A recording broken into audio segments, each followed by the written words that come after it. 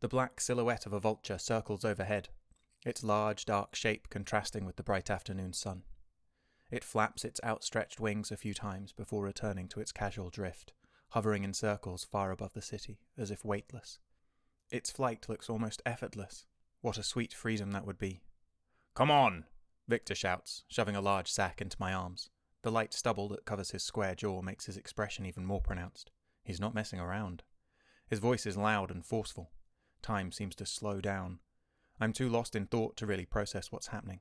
Instead of running, I freeze. It's stupid. Here I am standing around awkwardly, twiddling my thumbs, holding a bag of stolen goods. Seems like a good time to move. Instead, I'm acting like a lawn ornament. Despite his forceful shove, I remain frozen, holding tightly to the sack he'd just handed me. I look down at it, and then back up at him. I can hear the sounds of angry voices and the thumping of boots against pavement getting closer. Victor may have gotten away with the prize, but he's brought some unwanted guests. I can see it now. "No, officer, I don't know where this bag came from. I was just doing my famous statue impersonation, and it showed up. Oh, I'm going to the justice block." "Awesome."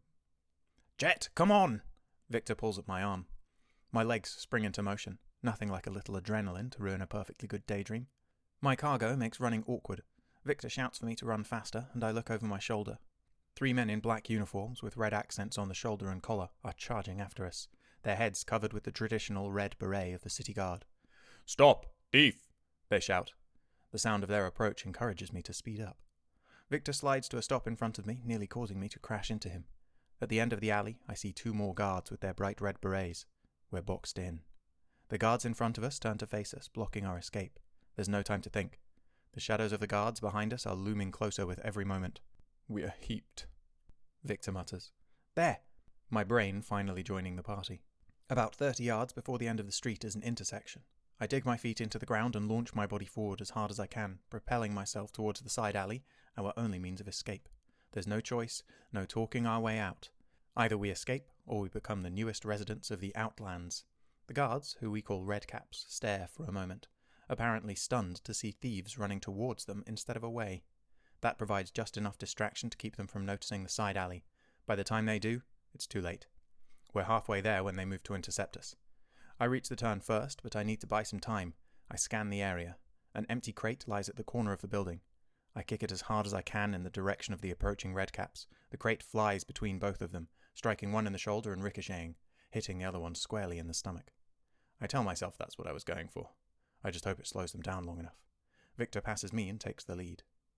A hand grasps my shoulder. One of the redcaps caught up. His approach is too quick to control, so now it's time to fight back.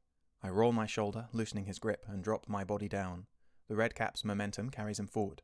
I trip him with my foot and shove him in the back as he stumbles past me, sending his off-balance body into the 2 redcaps approaching from the front. That should buy us some time. Not risking a glance back, I sprint off down the street after Victor. A door swings open in front of me, nearly taking me out. I sidestep, barely missing it. The rapid direction change combined with my full sprint knocks me off balance. I make quick friends with a wall that thankfully prevents me from face-planting into the ground. Pushing off the wall as hard as I can, I scrape my hands against rough stone. At least I'm able to steady myself and keep moving. We navigate our way through a labyrinth of alleys. After a few minutes, convinced we have evaded our pursuers, we turn into a dark alley behind a shop and wait. I slide the bag carefully to the ground and clutch my knees as I catch my breath. The adrenaline surging through my body, making my heart pound violently, takes much longer to subside. Victor stands at the end of the alley, peeking his head out past the stone wall to see if anyone has followed us. After a few minutes, he seems satisfied that we have evaded our pursuers. "What's with you?" he asks with a snarl. If he's attempting to hide his frustration, he is doing a poor job.